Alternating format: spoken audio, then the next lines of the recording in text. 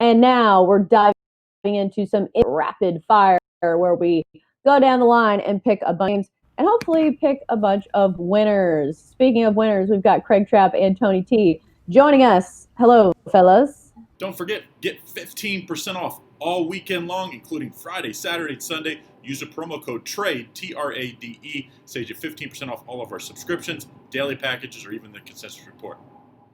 All right, let's dive right in. Let's start with Memphis and Philadelphia. Grizzlies, Sixers, and the Sixers are favored in this one, -7.5. The Sixers emotionally have been a bit of a train wreck. For the talent they have, not playing to their potential, they should be one of the teams in the East that are contending. Meanwhile, the Grizzlies are a young team that are extremely fun to watch.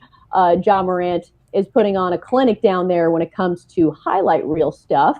Let's talk about this game in particular. Let's start with Craig. Who do you like in this one? Well, it's hard to play the 76ers team. The effort, or lack of effort, I should say, they give on defense at times, or at least consistently throughout a game, is really it just jumps off the TV when you watch it.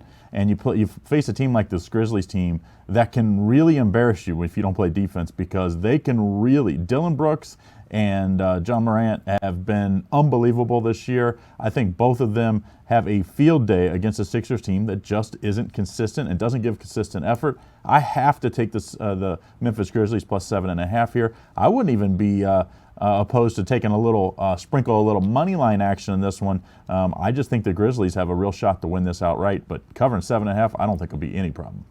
Tony T, let's circle back to this game. Grizzlies Sixers, Sixers -7.5.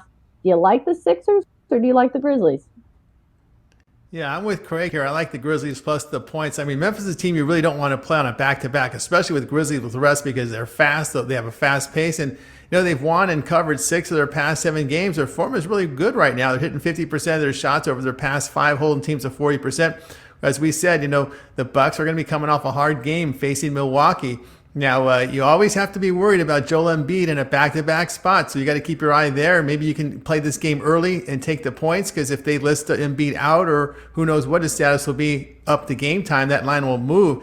And of course, during the trading deadline, Philadelphia is getting help. But a lot of times those traded players, they don't really play the next night. So I think you're going to just pretty much see the regular rotation in there for Philly. So I'll take the points with Memphis. All right, let's move on down the line. Atlanta, Boston, Celtics -9 in this one. In our NBA futures talk, Craig liked the Celtics for a value play. Who do we like in this one? Do we like the Celtics laying the big number, or do we like Trae Young and the Hawks? Well, Trae Young is one of those players exciting to watch. But speaking of a player that doesn't play much defense, Trae Young he's one of those guys that leads the league on probably points scored against him. So it's good that he does score a lot of points, because he gives up his fair share against a Celtics team that they have a lot of scorers and a lot of depth. One of the reasons why I think the Celtics at 14-1 are a very solid play in the futures market to win it all. I think this Boston Celtics team, it sounds like they'll get Kemba back here, but even if they don't, they've shown that it doesn't matter who plays for the Celtics team. They're so deep, they just plug a new player in and turn it up. I like the Boston Celtics -9 here. I think they win by double digits. Pretty easy win here. Yeah, I'm with Craig here. Whenever I see Boston against a bad defensive team, I'm always going to lean toward the Celtics. I'll do it again here. They have been injured, as Craig says. Looks like Kemba Walker will be back, as well as Marcus Smart. Marcus Smart's a really good hustle player out there. Hawks are another team that's been hit with cluster injuries surrounding Trae Young. Now, they did receive Clint Capella, but again, he has a heel injury, and of course, these traded players usually don't play the next day in their new city. Remember, Jabari Parker was an offensive contributor. He's out.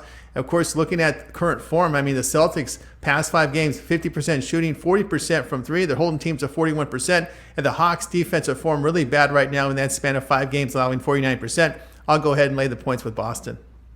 All right, speaking of bad defense, the Rockets and the Suns, not two teams known for playing any defense. Rockets are favored in this one -2. Craig, who do you like? Well, Rockets are in a back-to-back here. That's the one question. This Houston team, talking about embracing playing small ball, they're like, let's just go.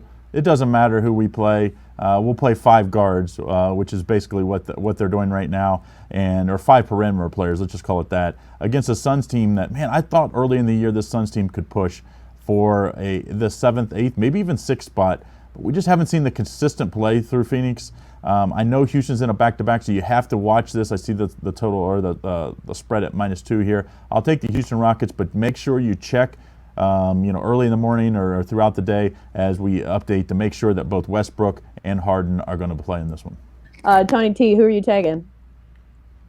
Yeah, I'm going to stay away from the spread here. When the total comes out, I'm going to be looking to play over, and I'm going to be looking to play over in a lot of Houston games now that they moved their rim defender Clint Capella out. And, of course, they also moved out a first-round pick, so they're trying to win now. Robert Covington is someone they looked for. They bring him in, and he's in Houston now, and everything I've read looks like he's actually going to play because he's in the city. So I'll look here to go over. One thing to note here, Phoenix, they're without the rim protector, Aaron Baines. This has been the issue with Phoenix. When Baines, Ayton, and Booker are together, they're fine. But when Baines has been getting hurt a lot, remember Ayton had that suspension to start the season. He's been banged up, but Baines is out. He's a rim defender. And, of course, the Suns' defensive form bad. I mean, when you lose to Detroit, giving up 116 points, it's pretty bad. Past 5 games allowing 47% shooting. Rockets' defense has not been good at all either, but they are hitting their shots. And without Capella, I think you're gonna have a fast pace here with the Phoenix or rested team. I'll go ahead when the total comes out. I'm gonna pound it over. Heat Kings. Heat -2 in this one. Craig, who do you like? This Miami Heat team, they just bring it every night. Jimmy Butler, when you get Jimmy Butler, you know he's going to hold everybody accountable on both sides of the floor. I think that carries well on the road because obviously you have to play much better defense on the road against a Sacramento team that they could use a player like this. They could use a veteran that comes in and holds all these young players accountable. I like the Heat here -2. I'm just not a big fan of this Sacramento team. I continue to wonder, what is the direction here? What are they looking for? I haven't seen that this year, so I'm going to fade them again. Let's take the Miami Heat -2 here. Tony T, who do you like in this one? Yeah, I'm with Craig here. I'm going to look to play the Heat. And I know they're going to add Jay Crowder, Solomon Hill, and Andre Iguodala. Likely, these traded players don't play the following night after a trade. But more importantly, It's going to add depth to the Miami team for the regular season. And I don't know if there'll be much playoff impact. That's questionable at best. But I do like the fact that they'll be able to rest some of their rotational players a little bit more with those 3 players coming in. One thing to note here is keep an eye on the injury report because Jimmy Butler did leave that Clipper game with a shoulder injury. Harrow as well is questionable with an ankle. But, Sacramento has just been, they split their first 2 games here on this homestand. They got that big loss to Lakers, but their defensive form is really poor when you look at them over the past 5 games, allowing 43% from the 3-point line. The Heat, they're second best 3-point shooting team in the league. They're number 1 in defending the 3, so we have one of those strength versus weakness angles. That's why I like Miami in this game. All right, last on the docket, Blazers, Jazz. Jazz favored in this one, 8.5. Total sits at 226.5. Craig, where are you leaning? Well, to me, I think you have to go with the total in this one. This Blazers team, obviously, like you said earlier, Damian Lillard he's playing out of his mind. The Kobe night where, of course, the Lakers were hosting the Blazers, and he basically won it himself against LeBron, and obviously LeBron wanted to win that one for Kobe. So I think it speaks to how well the Blazers are playing, especially Damian Lillard. I can't lay against him here, even though they're in the back-to-back. So to me, I think you have to go with the over here, over 226.5. Anytime I see a Blazers game that's not 230 or more, I'm going to pretty much be on the over. Even if I don't believe it out as one of my best bets, I'm usually putting it on my personal card. So I'm going to take the over 226.5 as I think Damian Lillard has another huge night for Portland.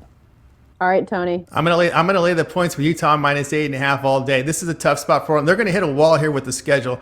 Portland, obviously a back-to-back, but you got to go back and look further. They're playing their 5th game in 7 days. The past 7 days, they're playing their 2nd set of back-to-backs here, and I think this is going to catch up to them. Remember, out is Nurkic, Rodney Hood, Zach Collins. Those were key rotational players who've been on the injured list.